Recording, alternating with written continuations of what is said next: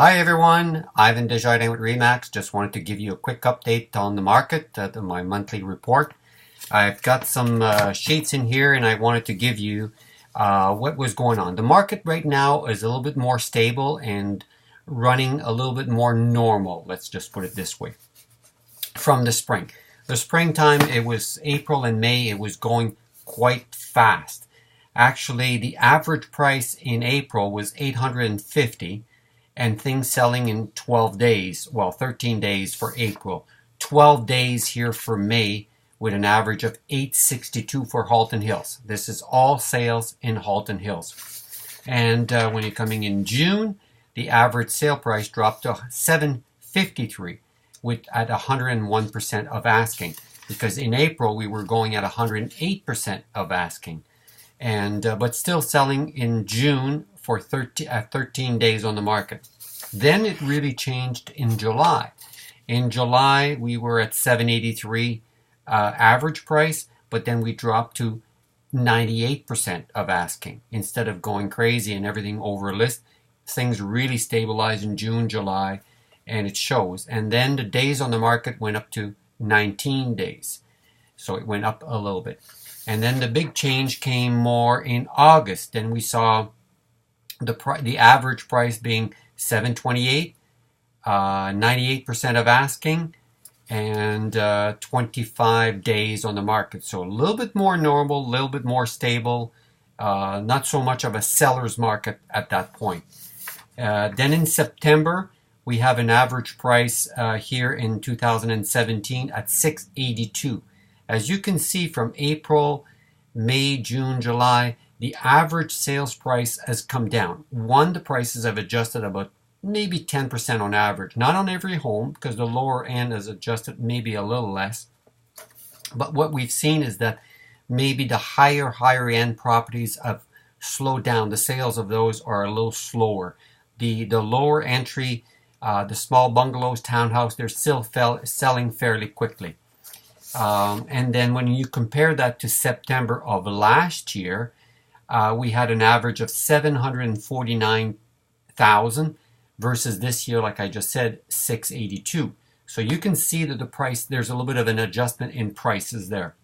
The difference in days on the market are about the same. 29 days on the market this year versus 26 days on the market last year. For September, again, month to month, with 62 sales this year and 63 sales last year. So we're more in a normal market now, normal pace, and things are a little bit more stable. And hopefully the fall is going to be another good market. However, like I've mentioned before, and I think I've showed you this one chart here before, which I'll point out to you here in a minute, but the market can only go up so much, so high. Like I've said it before many times, I've never seen any trees grow up to the sky. So there's got to be a time, especially if interest rate goes up, that you're going to see maybe a further decline in the price or a little bit more cruising in line. Because if you look at this here, and you look at way back here to 1953, and you can see real estate goes up, and then whoop, it stabilizes, and then it goes up, and then it cruises down a little bit here. In the 1980s, we had a crazy price going up, and then we had a crazy adjustment. So here, same thing since 2008 in the States, they had a little bit of a pullback. Well, a little bit more than a pullback in the States, but for us, it was very, very minimal, as you can see right here. But then we went roaring back up here in actually 2017, maybe a little more here. So now we're starting to see a little bit of an adjustment. Will it be like this, like these two here, or will it be like this? I don't know. But it tends to follow the trend up, down, up, down, up, down. So to answer the question of many of you, how's real estate, and do you think it's going to go up? It's going to think it's going to go down? I think we're going to see maybe more of a cruising downwards, especially if the interest rate stays the way they are. It might stabilize on the longer term. If the interest rate goes up too fast, it might make the market come down a little further. But like I said, no trees grow up to the sky, and I don't see like prices going up 20% per year and going up and up and up. There's a point where people can't catch up in terms of incomes and rent. So that's my 2 cents. But it doesn't matter if the market is up or down, in a sense, as long as you're buying within the same market. For the people that are thinking about downsizing or moving out of the air or retiring, maybe try to benefit from these high prices as much as possible and cash in while the market is still good. Otherwise, if you're in for the long term, no problem. Just write it out, and the prices, even if they adjust down, they'll come eventually. They'll come back up. Okay.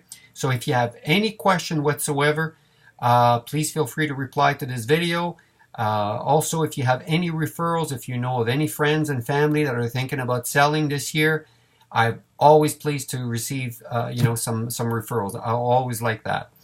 Makes it much easier for me than trying to develop a new client. I really, really appreciate some of you have sent me some referrals this month, and like I said again, thank you.